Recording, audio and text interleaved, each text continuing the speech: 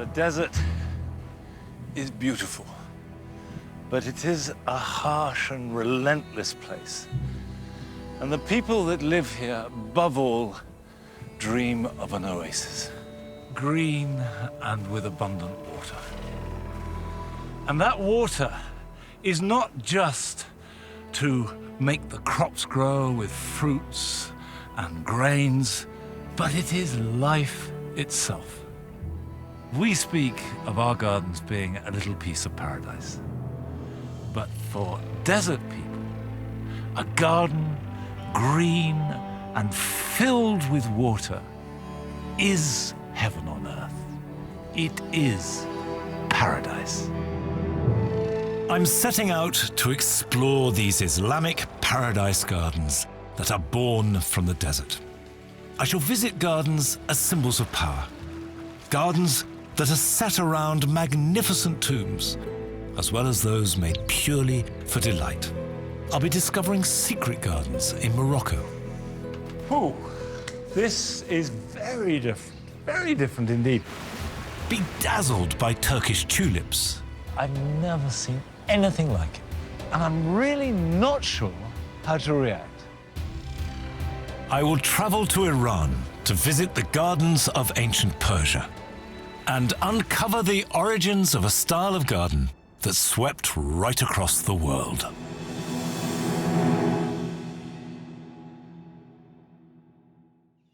I've long been fascinated by paradise gardens, but confess that my knowledge of them is very limited.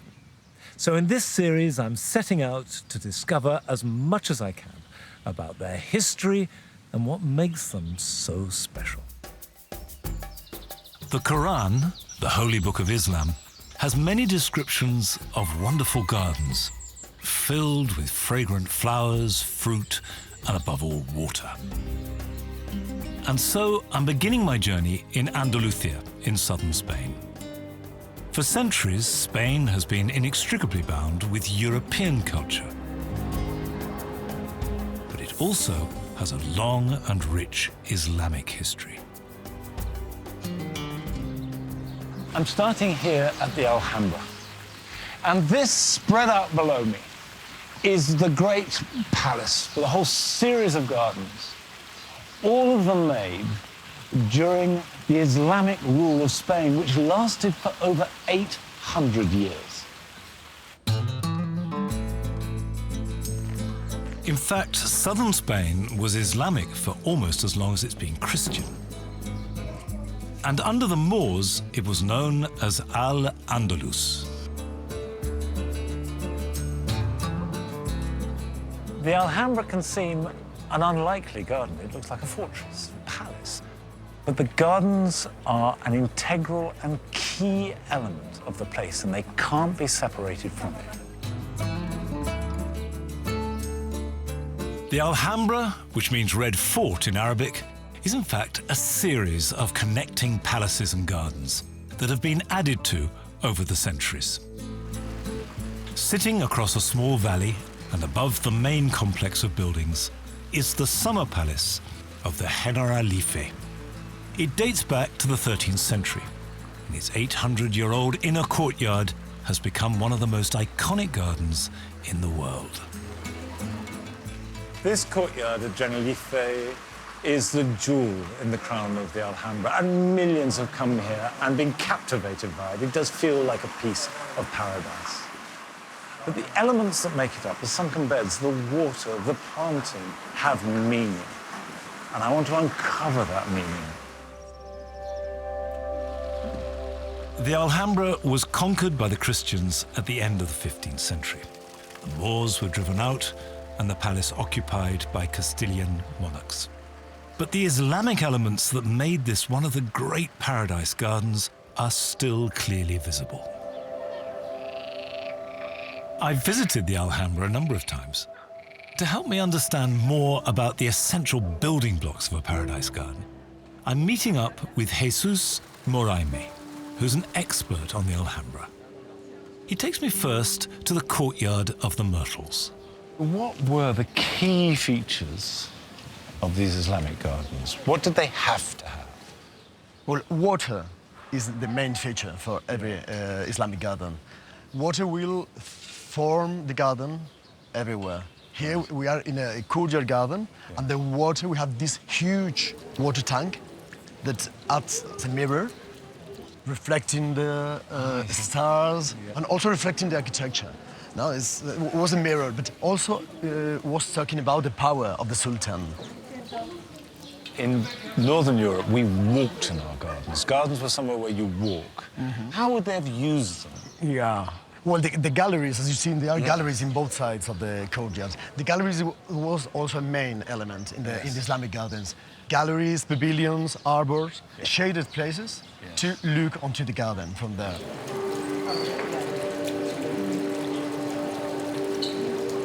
The importance of water is echoed in the adjoining palace, the Courtyard of the Lions, which was the heart of the Sultan's private dwellings. Tell me what we're looking at here and the significance of it. We have again the water as a main element forming the garden. So we have a main azin in marble that is a very huge piece that is supposed to be put here before the construction of the rest of the palace, because we cannot put in through any of the doors. So you put the basin was first, and they built the palace around it. Yeah, of course, yeah. And when they built the palace, they filled it with references to the desert. So the 124 stone columns around the outside of the open courtyard are suggestive of palm trees fringing an oasis. This central court is divided into 4 equal sections. How important is that division into 4? Well, this is one of the main typology of the gardens in Islam garden, talking about the 4 elements, the 4 seasons of the year, in some ways a representation of the paradise. The 4 quadrants are separated by stone-lined water channels, each symbolic of the rivers of paradise as described in the Quran. The Quran makes those rivers a bit magical, and one of the rivers was of milk, another was of honey, another was of water, and another was of wine. So, well, it was really a paradise. Although the Court of Lions is now floored entirely in white marble, originally each of the 4 quarters would have been filled with plants. With flowers, very colorful and scented. As all the decoration, no? All these amazing decorations that you can see. So the plaster would all have been painted? Yeah, it was all painted. So the water, the division into 4 parts, flowering meadows and color. Yeah, it's stunning, amazing. Despite over 500 years of Christian occupation, the footprint of Islam can still clearly be seen in the gardens of the Alhambra.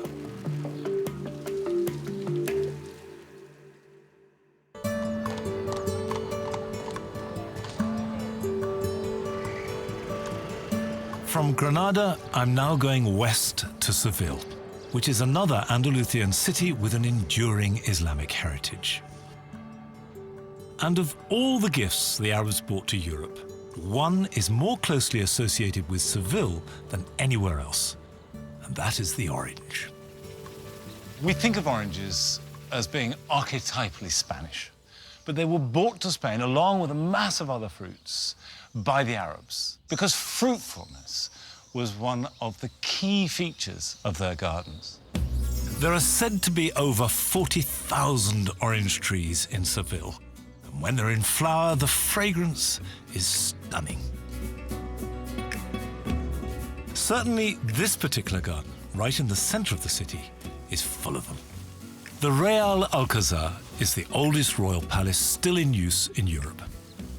It was originally built by the Moors in the 10th century, but was rebuilt in the 1360s by King Pedro the Cruel, who, despite earning his title by being despotic and unpredictable, was devoutly Catholic. And his palace retained or reinstated much of the original Islamic architecture and detail of the earlier building. And the result is a classic example of the Mudéjar style, a symbiosis of Islam and Christianity. A feature of the Alcazar, which I've not seen anywhere else, is the way that citrus is used en masse. So you've got citrus grown up against walls, clipped tight, citrus grown as clipped hedges, and the net effect of that is cool green, providing shade and calm beneath what can be an unbearably hot sun. The bitter orange, Citrus aurantium, was brought to Spain by the Moors around the 10th century. It's too tart to enjoy raw, but it was prized by them for its highly fragrant oil and is still one of the principal ingredients in many modern perfumes. The love of citrus is evident in the way that some of the palace buildings were used. The courtyard of the Maidens was designed as a place to entertain guests who would be greeted by the heady scent of orange blossom. It is in this courtyard that you really see the Islamic influence on the way that the citrus are grown. Because the trees are planted in deeply sunken beds. So I'm standing here looking down on them. The fragrance is reaching me direct. And the fruit, as they ripen and appear, are there for me just to reach out and pluck. So the whole experience is immersive. It's direct. It's immediate. And that is one of the really important essences of the Paradise Garden. It was to be another 500 years before our familiar sweet orange, Citrus sinensis, arrived in Spain. But the bitter species proved perfect for making a particular kind of jam. There is a direct family connection with these oranges from Seville because my great-great-great-grandmother, Annie Keeler from Dundee, bought a load of Seville oranges that were in ship, which were going to rot, and she made them into marmalade. And from that, the Keeler marmalade business grew, which went on to make really quite a substantial fortune, none of which, I hasten to add, has reached me. But it was all based on oranges from here, introduced by the Arabs.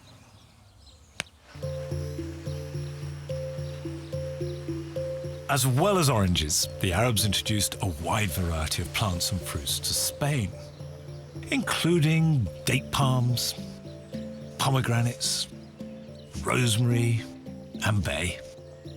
And all of these came from the Islamic East. Now, many of these plants are mentioned in the Quran, and Emma Clark is an expert on Islamic gardens.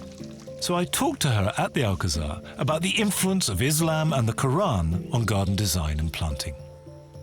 What is often mentioned in the Quranic descriptions is fruits of all kind. Fruits and herbs, everything with a scent. Scent is incredibly important. Well, one of the things, you walk into this garden here, and immediately the fragrance is astonishing.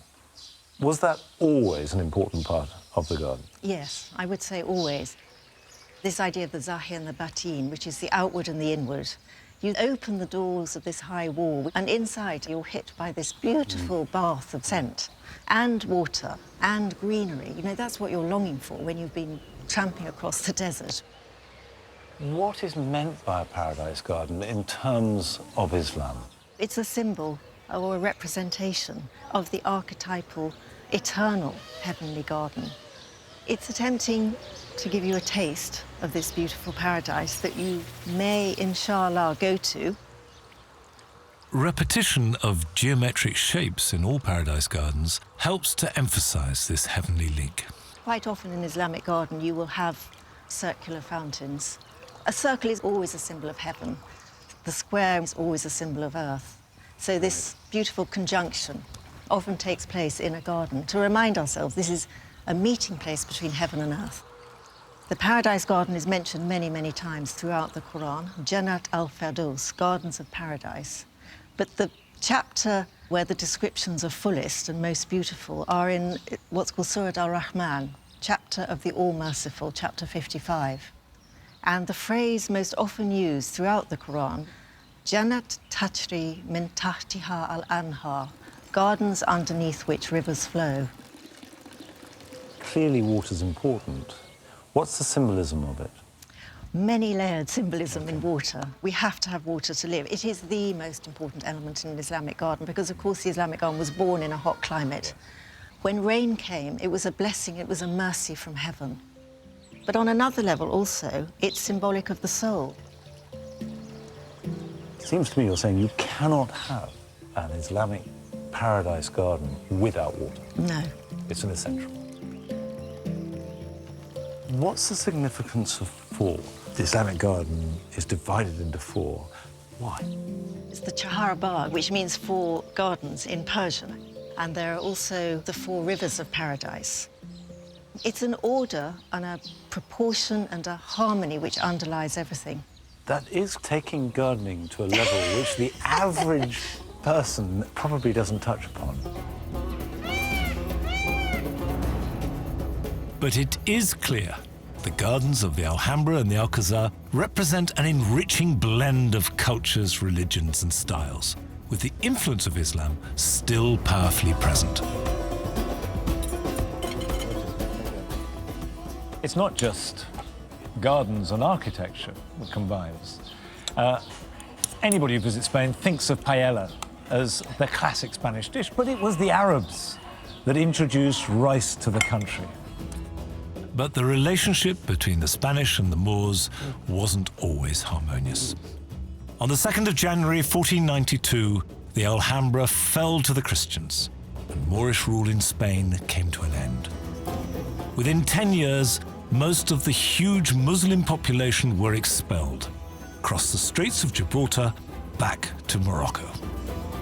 So I think that is where I need to go next.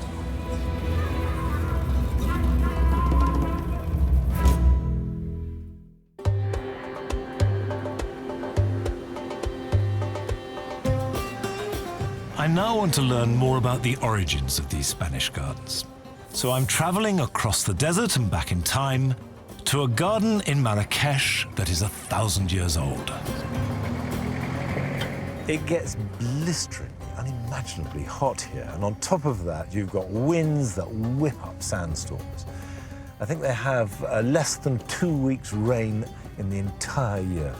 So you can hardly think of a less promising place to make a garden. A garden they do.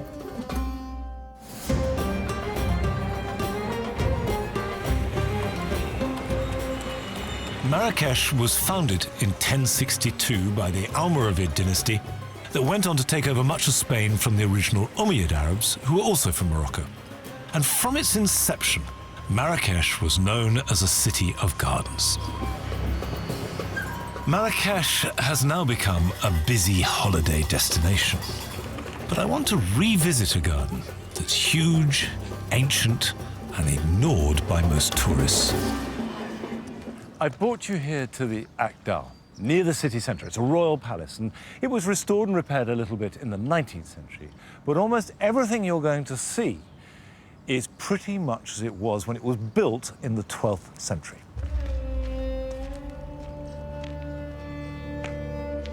The Agdal was made about 100 years after the creation of Marrakesh by the Almohads, who conquered the whole of North Africa from Egypt to the Atlantic. And the name Agdal comes from the Berber language and means a walled meadow. And believe me, this meadow is enormous. I last came here 10 years ago. Doesn't seem to have changed much, but then it doesn't seem to have changed much in the last 900 years. And the first impression always for the visitor is that it really doesn't seem like a garden at all, but it is. And in many ways, it's very similar to the gardens that I've been visiting in Spain. The key elements of water and fruit and the layout share all those characteristics of much smaller gardens. It's just here the scale is increased hugely. The Agdal extends to around 400 hectares. But despite its size, it is completely enclosed by a wall, which is about 15 kilometers long. The Moroccan royal family still own and use the gardens, but when they're away, it is open to the public 2 days a week.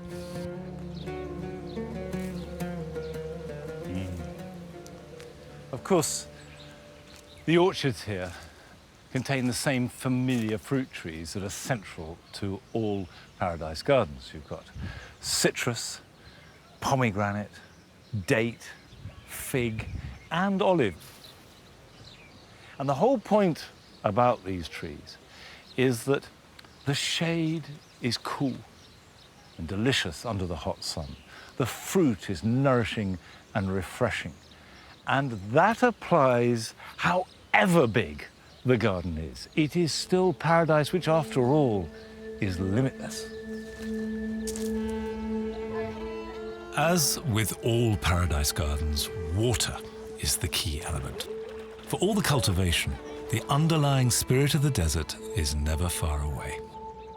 And the water here is piped all the way from the distant Atlas Mountains.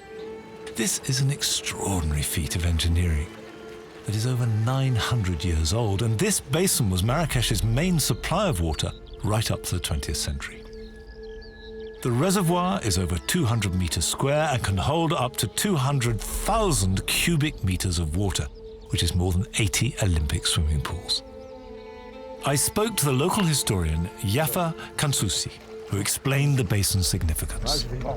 الماء في المنطقة نتاع مدينة مراكش قليل جدا، ولكن الحضور نتاعو هنا في منطقة مراكش كأنه كثير، يأتي من تقريبا من 20 كيلومتر من نحو الجبل، ويأتي بصفة عبقرية كبيرة فيها، لأن الماء يأتي من خلال الخطارات.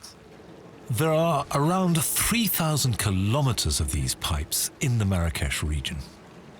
وأنا أعده يعني يشابه ويضاهي ما قام به الفراعنة والمصريون القدامى في مصر. The irrigation system, was it an innovation at the time? هناك يعني أجيال وأجيال من مئات بل الآلاف نتاع الناس اللي خدموا كل ساعة وكل يوم وكل فصول وكل الشهور ويعني وسنوات ومئات السنوات كانوا يخدموا يعني يعملون بشكل متواصل. ولولا هذا العمل ولولا هذا الاستجلاب الماء بهذا الشكل العبقري لما كانت مراكش. And systems like this allowed Islamic engineers to create oases at convenient spots along their caravan routes. The garden was used by the Sultan to assemble his army, who would camp under the trees. And the basin was also useful in this desert region to teach his troops to swim. In fact, in 1873, one king, Muhammad IV, drowned here when his boat capsized. But the only swimmers in the basin nowadays are some very hungry carp. The Agdal Gardens deliver their vision of paradise on a truly vast scale. And I'm beginning to realize that the gardens of Islam have more diversity than I had previously thought. So I'm heading back now to the chaotic city streets to find more variations of gardens that mirror paradise. Despite much modernization in Marrakesh over the last decade or so, the heart of the old city, known as the Medina, is still a tangle of streets, crammed with a crazy, untrammeled energy. All the gardens I've seen so far have been palatial and huge. But behind this door off a busy street is a garden which is very different.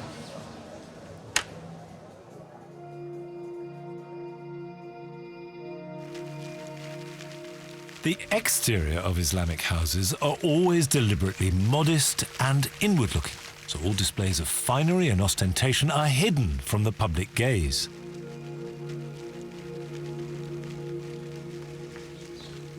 This is a garden that has none of the sort of spacious, balanced elegance that we've seen so far. It's as though all the plants have been oversized, and in order to make them fit, they've been crammed into the garden like too many flowers in a vase.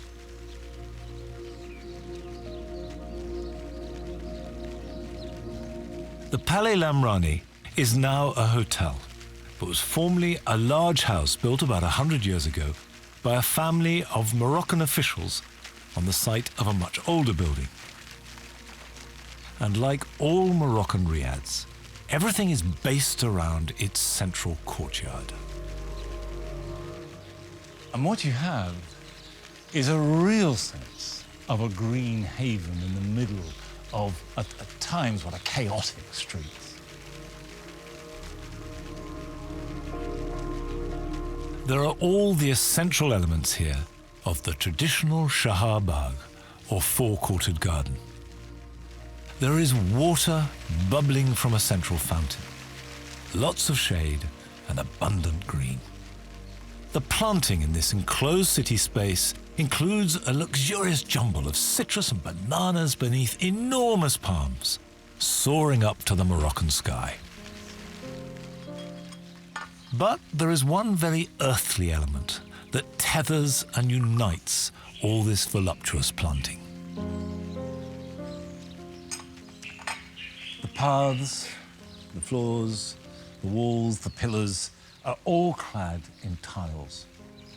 And they subvert this sense of disorder and of overspilling foliage anarchy.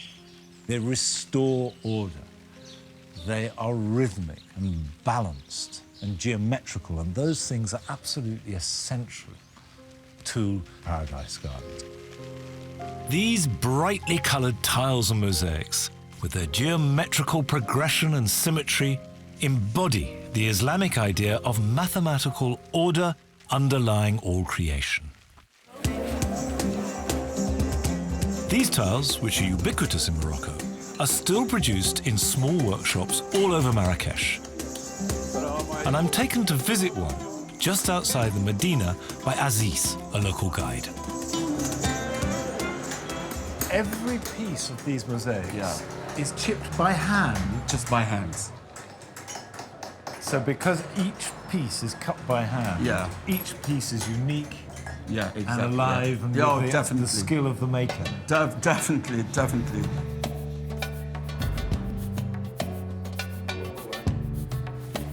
The process of making them has been unchanged since the 8th century. It always starts with a design drawn on paper. The individual hand-carved pieces are then assembled face down. And a layer of plaster is applied to the underside. Once set, a finished tile is revealed.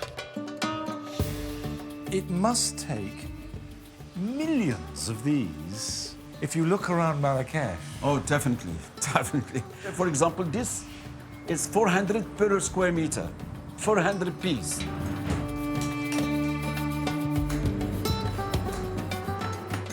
Because these are all handmade, no two will be exactly alike.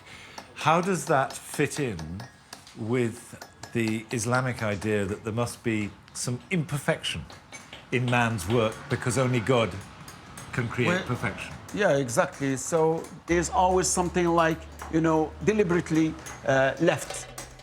This is a kind of example of imperfection you can see. So the joint is not like this one here. We say that's salt in the pot. It doesn't belong to us to make something perfect. Allah is the perfect.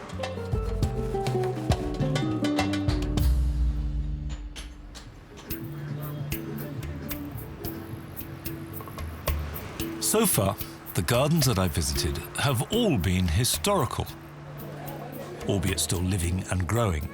But contemporary paradise gardens are still being created. And there is one, only completed a year or so ago, that I want to visit before I leave Morocco. This is extraordinary. Extraordinary sense of calm in the middle of this teeming place. But not just that, because all the things you would expect, the water, the sound of it bubbling in a basin, the birds, they're familiar. The Shabar, we've seen that in Spain and would expect it. But what I hadn't expected is the planting.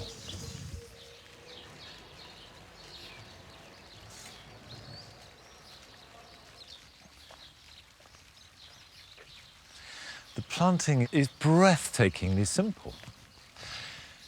And it's based upon the Persian idea of a fragrant meadow. It's called bustan. And so the grasses are everywhere. This is a Stipa tenuissima, which in my garden, and I suspect yours, just flops in a delightfully soft way. But here it's clipped and it's growing upright because baking hot sun, you've got sand, it's much sturdier. And then dotted in amongst them, you've got this Cape garlic, tulbagia, and then the odd lavender, Lavender palmatum. But just every now and then, as though they're just naturally growing in the meadow, yet within this courtyard. And that's both brilliant, I think. It's fantastically inspired planting, but completely embracing the idea of a paradise garden. Le Jardin Secret, the secret garden, was once an important palace, but by the mid-1930s it had fallen into disrepair and was abandoned. But in 2008, the plan to restore it as a public space began. And 8 years later, the garden, designed by the English garden designer Tom Stuart Smith and built by local Moroccan craftsmen, was opened. The traditional sunken beds are edged by clipped hedges. Now, the Western eye immediately thinks of box or whatever, but this is a shabar, and the hedges are fragrant. This is clipped rosemary, and it feels slightly oily to touch and is beautifully, richly scented. And you can see when the sun hits that, the whole garden will be filled with its fragrance.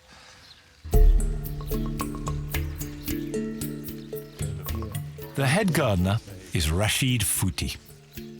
Now, Rashid, there was a huge amount of work creating the garden. But what is involved in maintaining it? من المشاكل اللي تلقاو هو بالنسبة للطقس الحرارة تتكون الحرارة بزاف هنا في مراكش لهذا تنضطروا بأننا نخدموا بالليل باش نستغلوا داك الليل نسقيو فيه. I love the way that the steeper grasses have been cut. How often do you do this? Do you keep them cut, or is it a seasonal thing? هو تنديرو حنا على حسب نبدلو الشوفة للكليان. الستيبا بعض المرات تنخليوها تتكبر تتولي تدير بحال الماج تاع البحر لواحد المدة معينة، ولكن فاش تقريبا الطياج ديالها تيتراوح ما بين 5 حتى 6 المرات في العام. What is your favourite aspect of the garden? What do you enjoy most about it? هو الجردة أنا من الصغر ديالي خدمت بزاف تاع الخدمات، ولكن الخدمة اللي تتعجبني أنا هي الجردة اللي تيبقى فيها الحال إلا شي بلونت مات، وفي الليل كاع ملي تنبغي ننعس ديما قبل ما ننعس أول حاجة تنفكر فيها هي الجردة، وملي تنفيق ثاني حاجة هي الجردة. This contemporary take on the traditional Islamic garden is in fact only one half of the Jardin Secret. A doorway in one corner connects to another separate area, and one that brings a modern Christian twist to the notions of a paradise garden. Now, Lara, this is very different indeed. The exotic garden was also designed by Tom Stuart Smith. And the man who conceived and financed the whole ambitious project is the Italian and long-time Marrakesh resident, Lauro Milan. Tell me about this space. What was it like when you came here? When I started, this land was with small houses, no garden. The surrounding walls existed and no buildings, practically historical buildings. The only historical part was these 2 basins with this channel. This is historical. So this is original? This is original, yes, and I kept it. And then you see it different, as you say, because you see that we just were in the Islamic garden, geometric, pure, and here the choice was to have an Eden garden with plants of all over the world. So a Garden of Eden? Garden of Eden. Here, a Garden of Eden There, an Islamic garden is a special garden because it's something that you don't expect. You walk outside in these small, narrow streets, dirt, full of people, noise, and you arrive here and it's really peaceful. Colors, every season different, nice plants. There is a spiritual part, a level that is difficult to explain in English for me.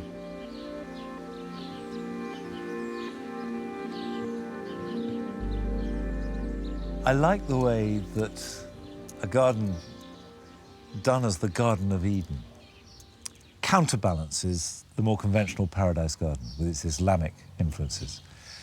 So this part is filled with plants from all over the world. The underlying idea being that it's all God's creations, pulled together. Whereas the Islamic garden is purer and truer to its source and its roots. And yet, the two are connected. And so this is a development, an enlargement on the conventions of a Paradise Garden. I think this is a really interesting juxtaposition between the very modern and the very traditional. This is a really inspiring garden because as well as enlarging one's experience of the Paradise Garden in its familiar form, it does add layers of modernity and a sense of building something for a future rather than looking at its origins in the past. And it's also sown a seed that is nagging away at me. And it's that Persian fragrant meadow.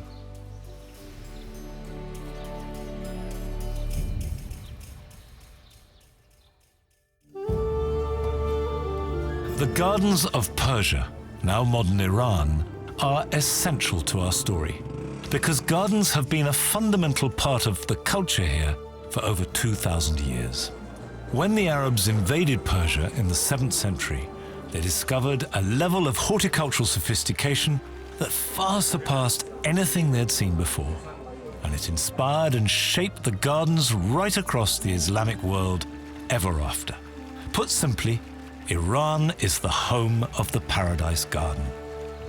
You really cannot understand Islamic gardens unless you know about Persian gardens. The Persian influence was huge.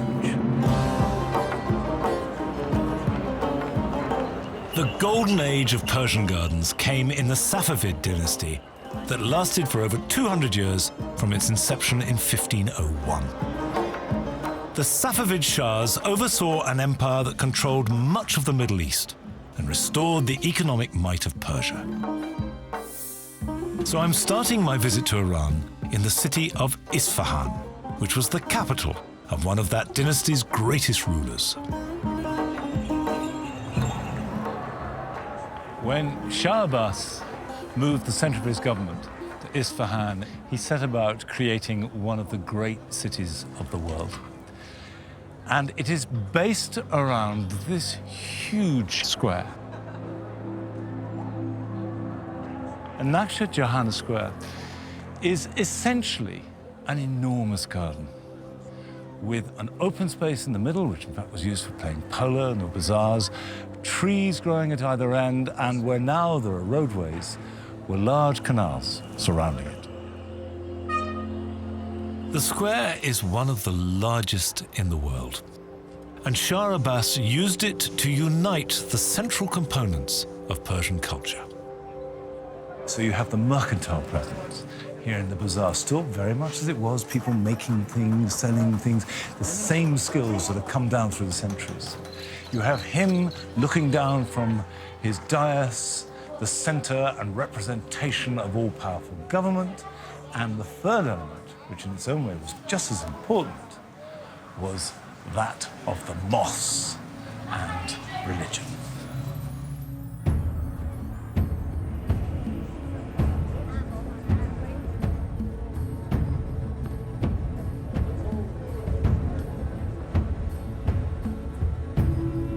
The mosque of Sheikh Lotfollah was the private place of worship for the Shah's household and is named after the father of one of his wives. This is amazing. I've never seen such tile work. It's exquisite.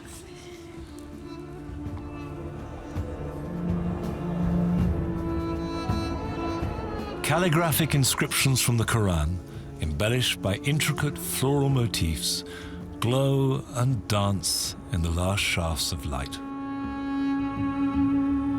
While outside in the square, the autumnal evening falls fast.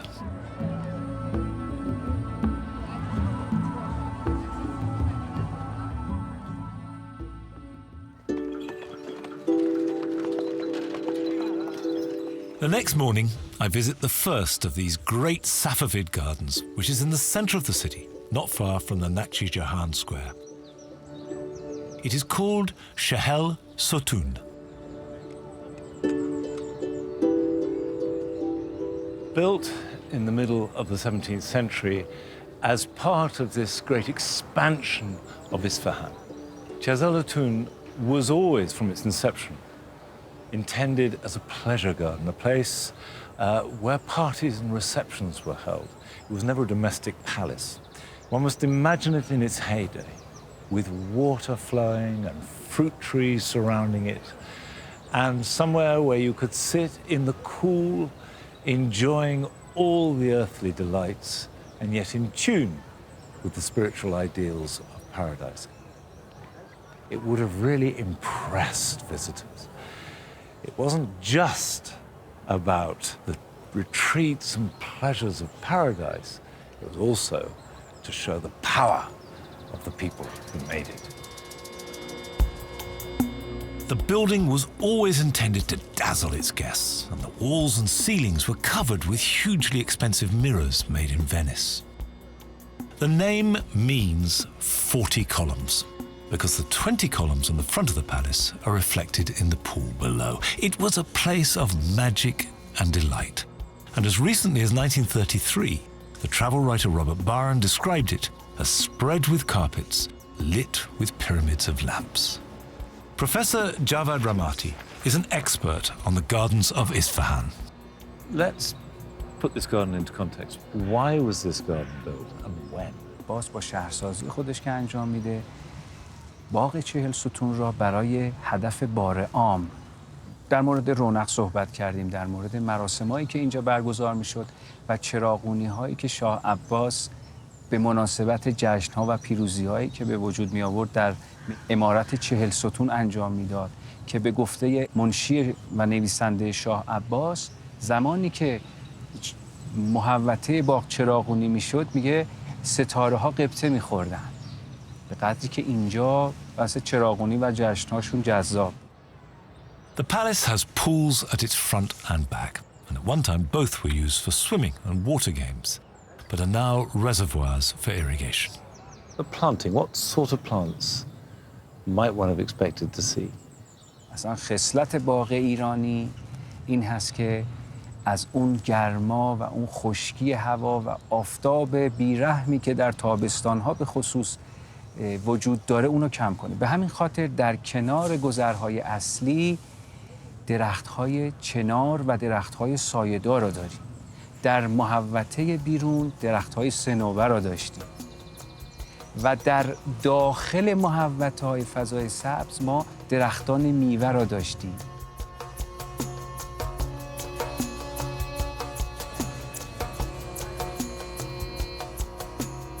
I like the idea of the gardens being opened to the public to celebrate a great victory. It's this idea of sharing the splendor of a garden, and it shows that the building in all its magnificence, the water, the gardens were one. They were all part of the same idea of paradise on earth.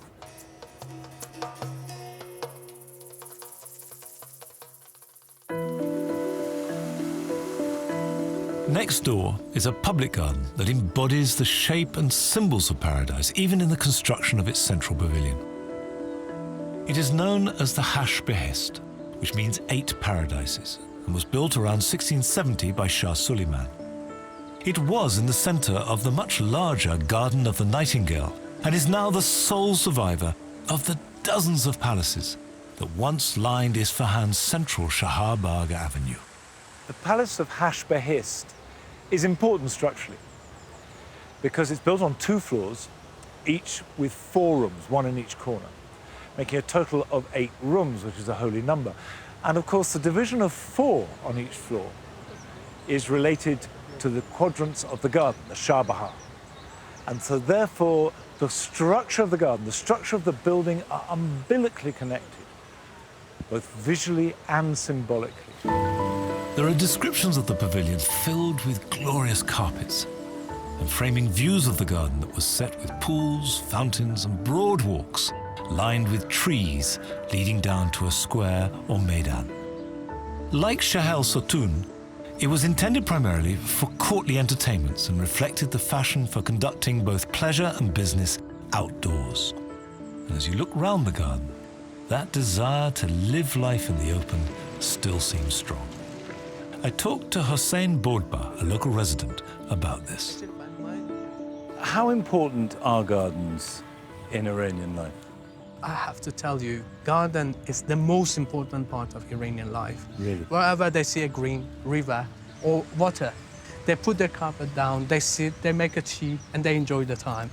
In many places, you know, like in the gardens and parks, the people are sitting with their family, chatting, and, you know, this is show that how people attach to the nature and how people love to make the gardens. So that's why during the whole history of Iran, the garden become very important for the daily lives. What you're saying is that's always been the case, and it goes right back. Yeah. Right back in history. Yeah. There is one particular plant in this garden that took me right back to the very English landscape of my childhood. I haven't held a leaf of this type in my hands for over 40 years because it's an elm leaf. And practically all the elms in the British Isles were wiped out in 1975 and 1976 by Dutch elm disease. But elms were planted here from the very beginning of Hash-Behist. And they remain. And what that gives you is a real feel for what the garden was like 300-400 years ago. And it is a complete flashback into my childhood to walk beneath an avenue of elms. A lovely thing. The golden age of Safavid gardens in 17th century Isfahan, most of which are now lost, indicate just how important gardens were to the Persian civilization.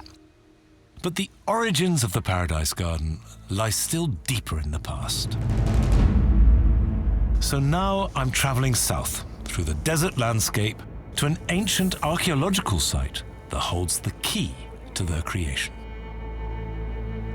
In the 6th century BC, Cyrus the Great, founder of an empire that stretched from Europe to the Indus Valley, built his capital here, in Pasargadae, on the site of his greatest victory. Cyrus reigned over a period of affluence and luxury, and there is hard evidence that gardens were an important expression of this. Very little of Cyrus's palace remains, but you have to imagine, on the plain below this hilltop fort, a glorious and magnificent palace. And in the 1960s, excavations showed that at its heart was a garden. This garden was defined by over a kilometre of stone-lined channels that were interspersed with rectangular basins, all fed by a central pond. And the garden itself was divided into 4 equal sections. This was the Chaba, the 4-quartered Persian garden. At this pre-Islamic time, the 4 quarters represented the essential elements of the ancient Persian Zoroastrian religion, namely fire, water, earth, and air. Now, this was 1,000 years before the Arab invasion, but it became the foundation for all future Islamic gardens. This is the oldest surviving paradise garden in the world. Its submerged limestone rills marking out its delineations of delight. So far, only a small section of these channels have been restored. There's another kilometre to do. But it does seem staggering that when Britain was in the Bronze Ages, before the Roman Empire, this great garden was the centerpiece of the palace. Walking through the 2,500-year-old remains of Cyrus's garden made me realize to what extent he had created a blueprint for all future paradise gardens. And my next destination is perhaps the best-known Persian paradise garden of all. Kashan is an oasis town 3 hours north of Isfahan, and it's the burial site of the great Shah Abbas. The town is renowned for its carpets, silks, and gardens. And one garden in particular. And it is this that I've come to see. Buggy Finn. Buggy Finn draws the crowds like no other garden in Iran.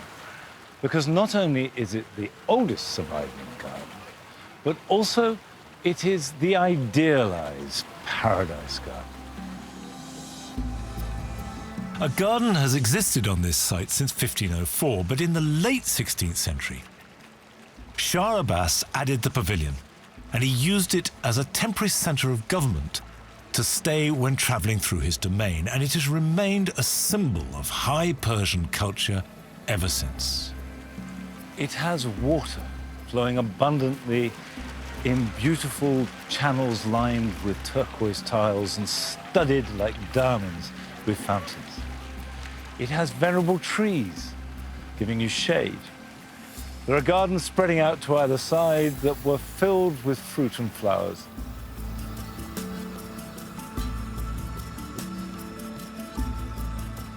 These huge cypresses that flank all the paths are 400 years old, which means that they were planted when the garden was in its 17th century heyday. The apparent abundance of water is not an easy thing to supply in this arid desert region. It relies on a piece of brilliant Persian hydroengineering. It's an ancient system called Qanat, and it takes water from the mountains and brings it down in underground channels, which keeps it cool. Small shafts are sunk at intervals along the way, and gravity pushes water up to irrigate gardens and fields, while the rest of the stream continues its journey underground. This ingenious Qanat system has been successfully bringing water to the parched land of Iran for around 1,000 years. My visit to Buggy Finn has added essential context to what I've learned about Persian paradise gardens and their huge influence, not least on the language we use to describe them. The English word paradise actually comes from an old Persian word, paradisa, which described an enclosed space or a garden. So when we describe a paradise garden, we're really referring to two things. One is the ancient Persian gardens, and two, this idea of a garden having all the elements of paradise and being a reflection of what awaits us in the world beyond. Sadly, my all-too-brief trip to Iran is almost up. But before I leave, there is one last piece of the Persian jigsaw puzzle that I want to see. Shiraz is one of the great cities of culture, famous for its wine, its poetry, its nightingales, and its gardens. In the 13th century, Shiraz became a major center for the arts. Iran's two most famous poets, Hafez and Saadi, are both buried here. And in modern Iran, their tombs have become the city's cultural mascots. And at one time, there were many wonderful gardens here, but the one that is best preserved and the most famous, one of the great gardens, is Bagh-e-Ram. It takes its name from a fabled Arabian garden cited in the Quran as Iram. which means heaven. In spring, roses dominate the garden. These are one of the national flowers of Iran, and Persian roses are the forefathers of many of our own garden varieties. And I asked a local guide, Amin Riasati, to tell me more about them. So I know that roses, of course, are so important to the place. Is that still the case? Do people still grow lots of roses? Yes, people here love roses and they still grow roses. Even here in this garden, we have an area with roses. How does the garden and gardens in general locally relate to culture? Because I always think of Shiraz as somewhere where poetry is really important. Do they link up? Yes, when we look at Persian poets, especially Hafiz, he talked a lot about the beautiful gardens of Shiraz. And he says himself that he spent a lot of time in one of the famous gardens of Shiraz. Now, do people in the 21st century in Shiraz still read those poems? Definitely. So the culture of poetry and the culture of enjoying gardens is still alive? Exactly. Is this garden based upon a traditional garden? Still, we can see some traditional elements in this garden, such as the cypress tree, such as the pavilion that we have here. But after 1960s, that University of Shiraz, took this garden, they changed it to a botanical garden. So I can say that now it's a mix. Are there any plants that you feel are particular to Shiraz? Yes, the sour orange trees that we have in Shiraz, that we call them naranj. The oranges are very sour to the extent that we usually don't eat them, we just squeeze them on food. But in April, they give a very, very lovely, beautiful blossom that the whole city smells fabulous because of those blossoms. It's the reason they call Shiraz the paradise of Iran. As this is a botanical garden, there are a wide mix of plants from around the world that are all completely at home in this climate, like marigolds and chilies. And unlike the traditional Shahar Baghs, mean that the garden blooms freely throughout the summer.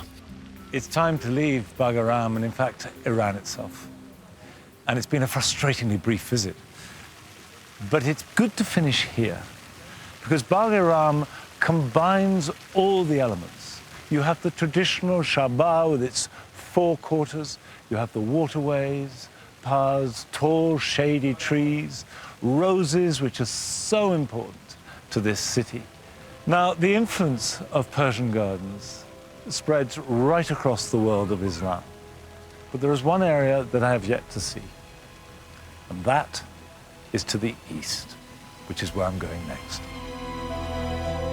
So far, I have visited gardens in Spain, Morocco, and Iran. But next time, my journey will take me to India, Turkey, and back to the British Isles. I'll visit one of the greatest paradise gardens of them all, Taj Mahal.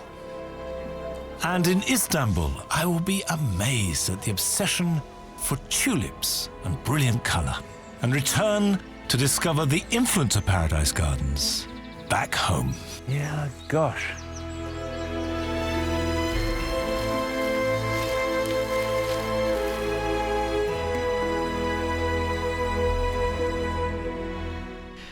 Yes, Monty's journey continues next Friday night at 9. Coming next on BBC Two, can Sandy Toksvig make sense of the occult in QI?